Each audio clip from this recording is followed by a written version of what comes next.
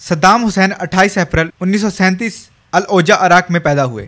सद्दाम हुसैन कसानों का बेटा शमाली इराक में तकरीद शहर के करीब एक गांव में पैदा हुआ। ये इलाका मुल्क के गरीब तरीन इलाकों में से एक था और सद्दाम खुद गुर्बत में पला बड़ा था। इसके वालिद इसकी पैदाइश से पहले ही फोत हो गए थे और वह छोटी उम्र में ही बगदाद में अपने चचा के पास रहने के लिए चले गए।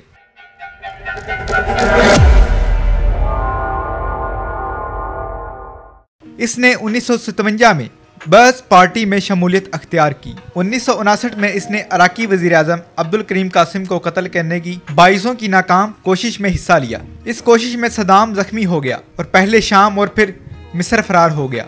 इसने काहिरा अल स्कूल 1962 से 1963 में तालीम हासिल की और 1963 में इराक में बाइसों के इक़्तिदार संभालने के बाद बगदाद कॉलेज में अपनी तालीम जारी रखी। ताहम इस साल बाइसों का तख्ता उल्ट दिया गया और सद्दाम ने इराक में कई साल जेल में गुजारे।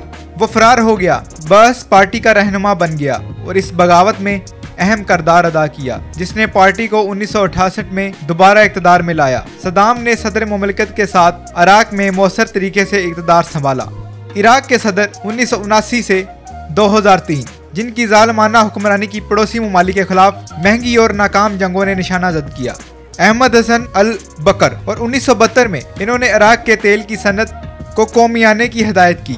सद्दाम ने सितंबर 1980 में ईरान के ऑयल फील्ड्स पर हमला शुरू किया लेकिन ये महम नाकामी की जंग में फंस गई। जंग की लागत और इराक की तेल की बरामदात में रुकावट ने सद्दाम को इक्तिसादी तरक्की के लिए अपने महत्वाकांक्षी प्रोग्रामों को कम करने का सबब बनाया। ईरान इराक जंग 1988 तक तअत्तुल का शिकार रही जब दोनों ममालिक ने जंग बंदी को कबूल कर लिया जिससे लड़ाई खत्म हो गई बड़े गैर मुल्की कर्जों के बावजूद, जिसकी वजह से इराक ने जंग के खात्मे के बाद खुद को झंझोड़ा। सद्दाम ने अपनी मुसल्लह अफवाज को तैयार करना जारी रखा।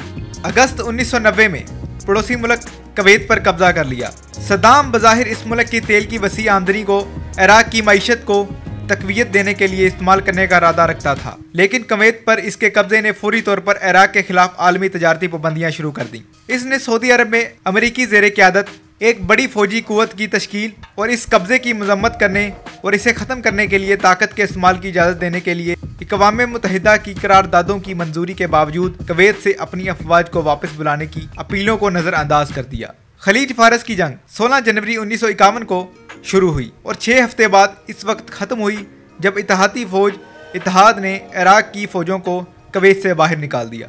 इराक की कर्श शिकस्त ने शियों और कर्दों दोनों की तरफ से अंदरूनी बगावतों को जन्म दिया, लेकिन सद्दाम हुसैन ने इनकी बगावतों को दबा दिया जिसकी वजह से हज़ारों अफराद मुल्क की शमाली सरहद के साथ पनाहगज़ीन कैंपों की तरफ भाग गए।